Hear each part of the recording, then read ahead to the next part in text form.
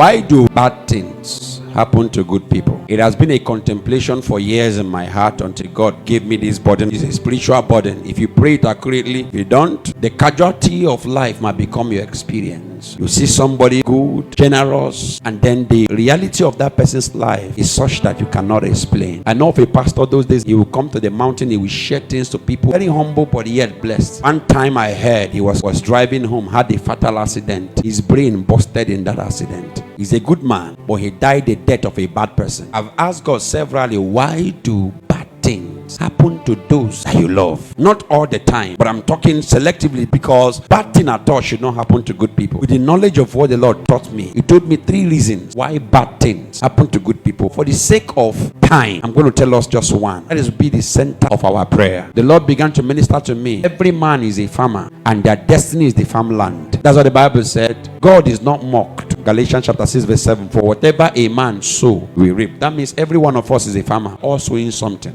And what we are sowing is in our farmland called our destiny. But the tragic reality of this is that we are not the only one planting in our farmland. The Bible says when men slept, enemies come and sow tare. They woke up one day and discovered what they never planted growing in their farmland. And the man asked, how can tare be growing among the wheat? Because I never planted tare. What I planted was the seed. Why is tare growing? And somebody came and said, an enemy has done this. That means we're not the only planter. Satan can plant. Enemies can plant. God can plant. That's what the Bible says. Every seed that is not planted by my Father shall be uprooted. That means God is not the only planter in your destiny. Satan can plant. Enemies can plant. So the problem with good people or church people is that they think that the only one planting in their destiny. They think it's all about being good. They don't know that life is spiritual. That you can do good thing, and at the end of the day you start reaping what you did not sow, because somebody came to your farmland without your knowledge and sold something. You can wake up and discover sickness that you never planned for happened to you. What was never in your marriage began to happen. One lady came to me the other time. He said, my son all of a sudden stopped hearing. These are challenges that we cannot explain. You call his name, he cannot answer you. The other time again, I went for a program.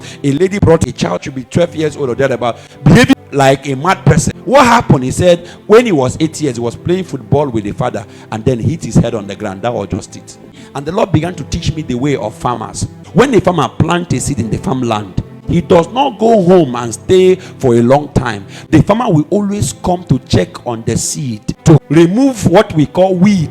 So weed can grow. You are not the one that planted it, but it will start growing on its own. If you leave that seed you planted in your farmland for 1 month, 2 months, 3 months, 4 months, be shocked. You will come back to the farmland and see things you never planted growing with your seed. And the aim of those weeds is to drag the nutrient of that seed. And sometimes the seed might not even germinate anymore. The reason is because something grew there that you never planted.